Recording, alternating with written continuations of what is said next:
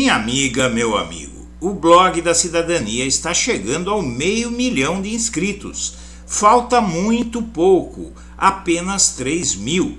Ajude-nos a chegar lá, se inscrevendo no canal, deixando seu like e compartilhando os nossos vídeos. A democracia agradece e nós também. Bom dia, senhoras e senhores. Hoje é 21 de outubro de 2023. São 8 horas da manhã. E hoje você vai entender o fenômeno desse velhinho, sorridente e de bem com a vida. Na verdade, o fenômeno Lula é impressionante e as notícias que o blog da cidadania selecionou hoje mostram isso. Vamos começar por Bolsonaro. Bolsonaro que tem uma base social inegável e que quase venceu a eleição do ano passado, claro que comprando votos, adotando um monte de irregularidades, usando dinheiro público para bombar a sua eleição.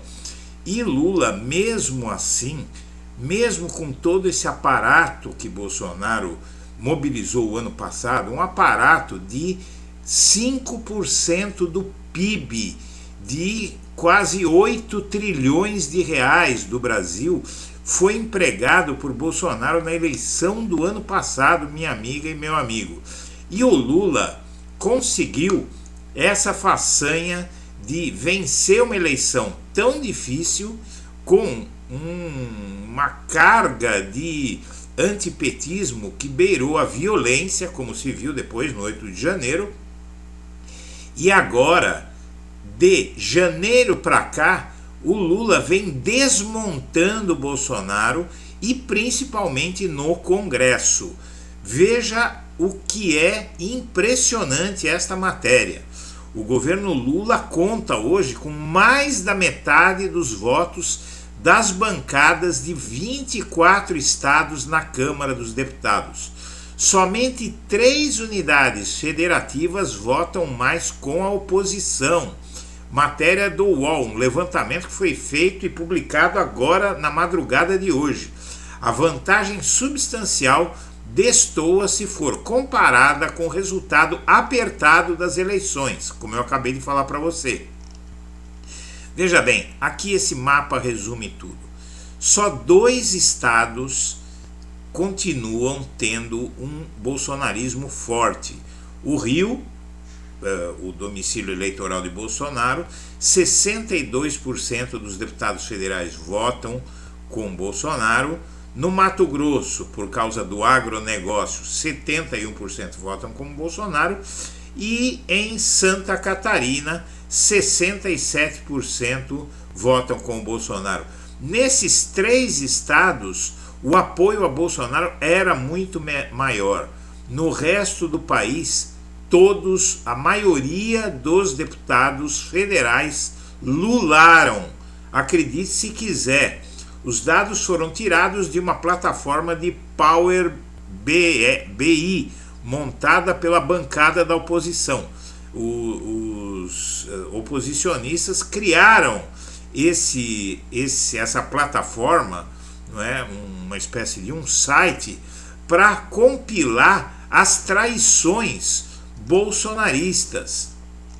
Então aqui você veja que, olha aqui, ó, vota com o governo, vota com a oposição. Na opinião pública, o Lula também conseguiu aumentar a diferença dele para Bolsonaro.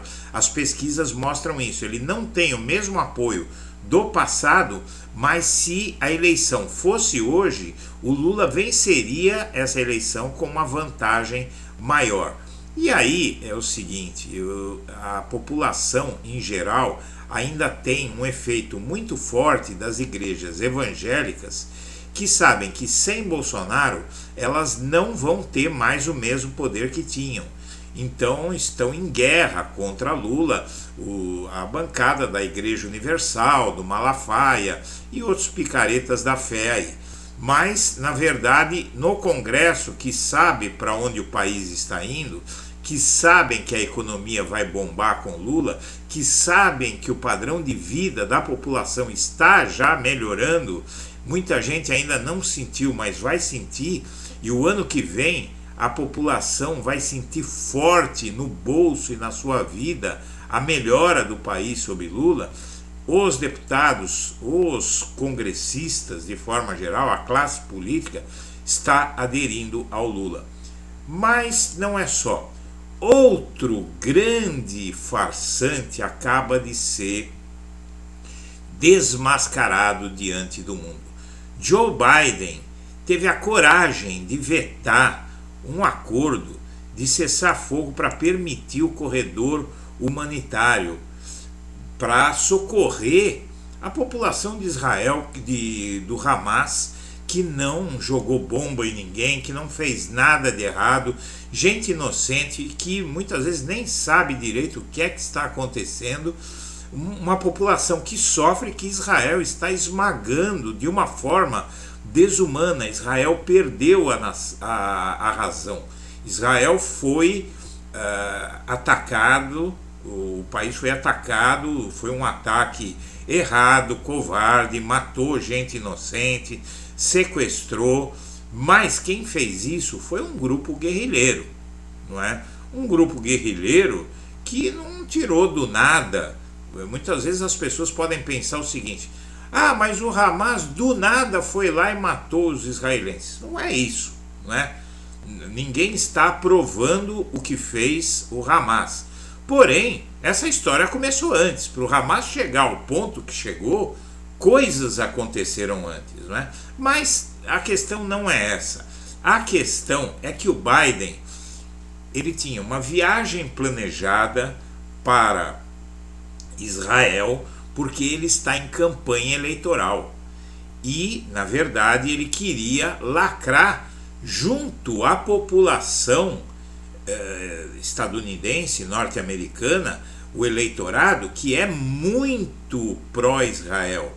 1 a cada 4 americanos tem ligações íntimas com Israel e ligações afetivas, além do que a grande maioria dos multibilionários americanos tem raízes israelenses ou ligações fortes com Israel.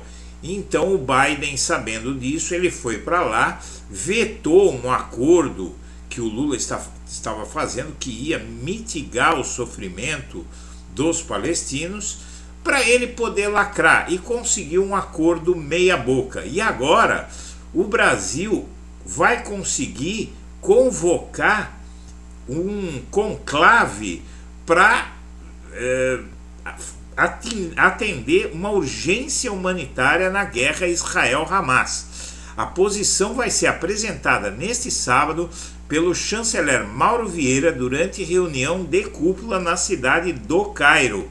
O governo brasileiro vai reforçar hoje, durante reunião de cúpula na cidade do Cairo, no Egito, a urgência humanitária na guerra entre Israel e Hamas. E, na verdade, o Brasil já conseguiu o apoio do Macron. O Brasil está aumentando fortemente o seu apoio na comunidade internacional. O Brasil deu um show de resgate da sua população e de gente de outros países, cidadãos de outros países. Todos foram resgatados pelo Brasil. O Lula colocou o avião presidencial para resgatar pessoas que estavam presos, brasileiros que estavam presos lá, gente de outras nacionalidades. E também o Brasil conseguiu fechar aquele acordo que o Biden vetou no Conselho de Segurança da ONU, que teve praticamente unanimidade. O Brasil liderou aquilo e vai liderar de novo, vai fazer um novo acordo, mostrando que o Biden não está conseguindo fazer nada e que o veto dele foi um ato de oportunismo que inclusive decepcionou muita gente que achava que ele era um pouco diferente, que ele não era um político tão ganancioso a ponto de vetar a paz numa região como aquela. Ele está disponibilizando 106 bilhões de dólares para essa guerra. não é? Quando ele deveria estar trabalhando para parar a guerra, ele quer colocar mais arma na guerra. Uma decepção para o mundo, e o Brasil está liderando a reação a esse absurdo. Então o Lula, além de derreter a imagem de Bolsonaro, ele está derretendo a imagem do farsante Joe Biden. E a situação é a seguinte: até o Valdemar Costa Neto, o dono do PL, elogia Lula e critica Bolsonaro. Ele elogiou a Michelle, diz que o Bolsonaro não quer vê-la no cargo, mas que ela é uma craque. Mas ele criticou esse sujeito aqui, o Valdemar Costa Neto, ele criticou o Bolsonaro, diz que ele perdeu a eleição por teimosia, porque ele ficou atacando as vacinas, e que o Lula está fazendo um bom governo. E na verdade tem algo muito importante aí. O Novo é mais bolsonarista do que o PL.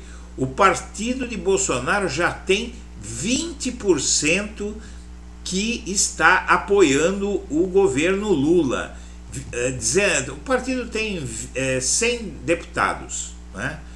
E desses 100, 19 já pularam, estão pulando no barco do Lula.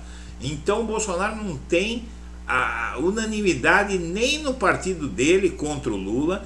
O partido dele pouco a pouco está lulando, e com isso fica evidenciado que o Lula está promovendo esse milagre, né? E quem lê o blog da Cidadania, eu vou provar para você que fica informado, e informado antes, grande parte das vezes. Sai agora às 7h28 da manhã deste sábado a notícia: operação contra espionagem ilegal no governo Bolsonaro põe foco em Ramagem, ex-diretor da ABIN. Hoje você vai começar a ver essa notícia, mas quem acompanha o blog da Cidadania viu isso ontem. Publicamos ontem: Ramagem é o principal suspeito no caso ABIN. O vídeo foi publicado no YouTube ao meio-dia de ontem. Ex-chefe da ABIN, bolsonarista e hoje deputado delegado Ramagem, está na mira da PF desde março por monitoramento em celulares pela ABIN.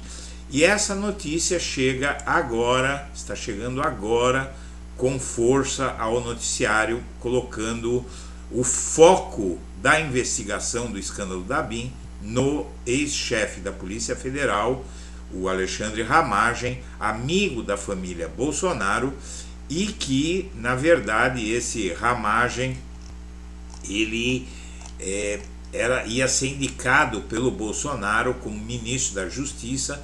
O Sérgio Moro o Ramagem ia ser indicado pelo Bolsonaro como chefe da Polícia Federal. O Sérgio Moro, era o ministro da Justiça, não concordou. O Moro se demitiu, o Bolsonaro indicou o Anderson Torres, não é, se não me engano, para o Ministério da Justiça, e aí o STF proibiu o Bolsonaro de indicar o Ramagem. Então aí a operação contra a espionagem ilegal no governo Bolsonaro vai pôr o foco em Ramagem a partir de agora, que era algo que era previsível. Nomes indicados pelo atual chefe da ABIN, de Lula, já sofriam restrições. Na verdade, essa matéria é o seguinte: o Renan Calheiros avisou que esse diretor da Polícia Federal, que foi encontrado com $170 mil em espécie em casa, na verdade ele é bolsonarista, era aliado do Bolsonaro, e o Renan avisou. Veja só, o diretor da ABIN, alvo da PF, que tinha $170 mil em casa, era bolsonarista, era ligado a Bolsonaro, esse sujeito, e o Renan Calheiros avisou, e outros avisaram, e o Luiz Fernando Correia foi enganado por ele, chegou a garantia aos deputados, a dar o aval dele, que esse sujeito era uma boa pessoa, tal, e o Renan avisou, olha, ele é bolsonarista, e agora, como bom bolsonarista, envolvido em maracutaia. 170 mil dólares em dinheiro, em casa, sem explicação, e envolvido nesse esquema para instituir uma ditadura no Brasil e atacar adversários políticos, chantagear, etc. O PL teme que a operação sobre a espionagem da ABIN atrapalhe o plano para a eleição no Rio, porque o PL ia lançar esse Ramagem como candidato a prefeito e ele agora vai entrar no foco das investigações, como nós antecipamos ontem. E a polícia de São Paulo pagou 15 milhões para usar o tal programa israelense espião, não é? O programa se chama First Mile, né? E isso está fazendo escola no bolsonarismo. Vejam vocês os métodos do bolsonarismo. O Tarcísio aqui em São Paulo já comprou. E a Câmara trava pacote da democracia enviado pelo Lula, um pacote antigolpe que pune mais duramente quem fizer o que essas pessoas fizeram no 8 de janeiro, e a Câmara está travando esse pacote porque quer, provavelmente, uma parte da Câmara pensa que isso pode ocorrer de novo. E o Bolsonaro plantou a semente de um Estado policial, não é?